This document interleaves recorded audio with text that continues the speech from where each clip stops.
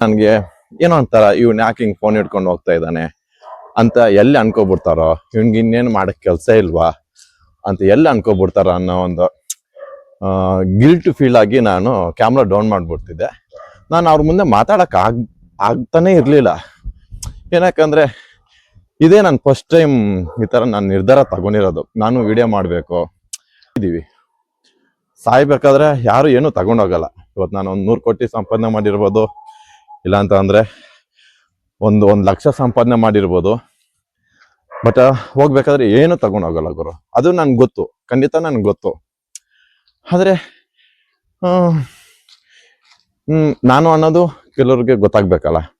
ಈಗ ನಾವು ಕರ್ನಾಟಕದಲ್ಲಿ ಹುಟ್ಟಿದೀವಿ ಅಂತಂದ್ರೆ, ಕರ್ನಾಟಕದಲ್ಲಿ ಎಷ್ಟೋ ಕೋಟಿ ಜನ ಇದ್ದಾರೆ. ಇವ್ರದ್ದು ಒಂದು ಚಾನಲ್ ಇತ್ತು, ಅದರಲ್ಲಿ ಇವರು ವಿಡಿಯೋ ಚೆನ್ನಾಗಿ ಮಾಡ್ತಿದ್ರು ಅನ್ನೋ ಒಂದು ಏನೋ ಗೊತ್ತಿಲ್ಲ, ಹೇಳಕ್ ಆಗ್ತಾ ಇಲ್ಲ. ಆದ್ರೆ ಏನೋ ಗೊತ್ತಿಲ್ಲ ಗುರು, ನಾನು ಎಲ್ಲರ ತರಾನೇ ನನ್ಗೊಂದು ಆಸೆ ಐತೆ. ನಾನು ಎಲ್ಲರ ತರಾನೇ ಮೇಲೆ ಬರ್ಬೇಕಂತ ಒಂದು ಆಸೆ ಐತೆ ಗುರು, ಅದು ಮಾತ್ರ ನಿಜ. ಅದು ಬಿಟ್ಟು ಬೇರೆ ಇನ್ನೇನು ಹೇಳಕ್ಕಾಗಲ್ಲ. ಆದ್ರೆ ಇವತ್ತು ಧೈರ್ಯ ಮಾಡಿ ಫೋನ್ ಎತ್ಕೊಂಡು ಹೋಗ್ತಾ ಇರ್ತೀನಿ ಮುಂದೆ.